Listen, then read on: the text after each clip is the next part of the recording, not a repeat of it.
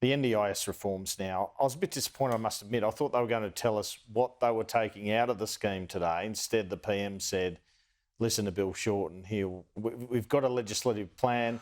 Bill Shorten will outline that at the press club tomorrow.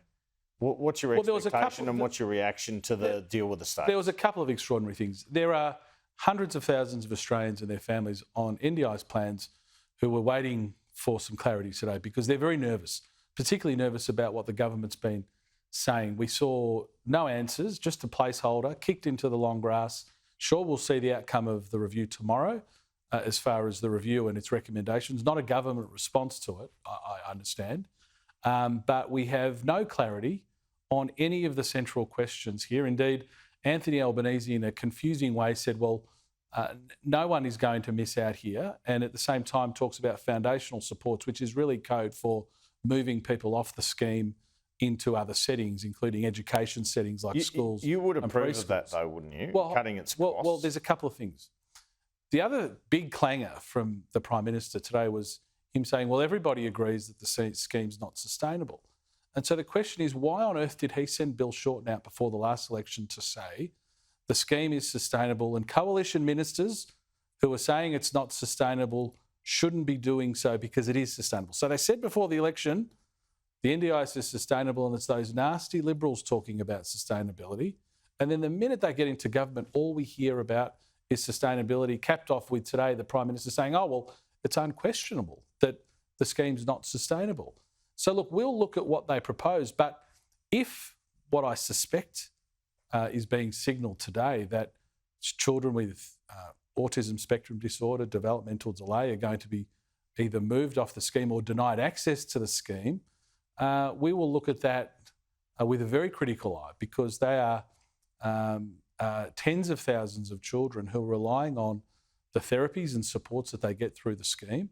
And Bill Shorten told them before the election that their plans were safe. Okay, but you can't have it both ways, can you? You can't say cut the cost of the scheme but don't take anyone off it. No, we can absolutely say that Bill Shorten and Anthony Albanese said before the election that the scheme was sustainable. They are now, it's a 180, okay? It's a complete 180. That may be the case. So we'll look at it, but my point is this. If you are going to now say people will be denied access to the scheme, what is the alternative? And we didn't hear that today. I think a lot of people were expecting the Prime Minister to outline that today. We didn't hear that. So we'll look at everything with a pretty critical eye, because they lied before the election saying the scheme was sustainable. Now they're saying it's not sustainable. And so we want to see what the proposals are before we commit to anything. Okay. Is it a positive move of the government, though, to attempt to get the states to pick up more of the tab look, on it's the reality is it affects about 1% of the funding of the scheme. So it's a bit of a rounding error on the total scheme package, because it's all about future growth in the scheme. I think most Australians don't care where the money comes. You think this is spin? Of course it's spin. It's about 1% of the entire program.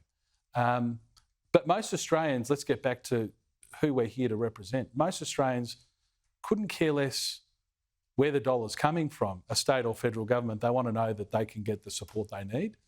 And of course, we believe that the scheme needs to be sustainable.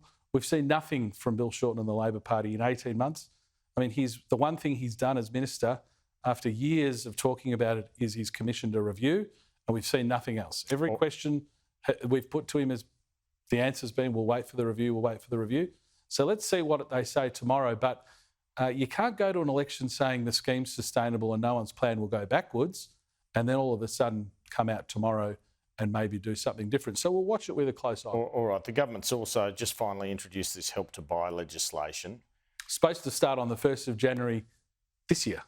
So it's 12 months late. What's your reaction to that? Will you be supporting it? Well, we'll look at it again closely. I think it's a very small scheme. It's a very niche program.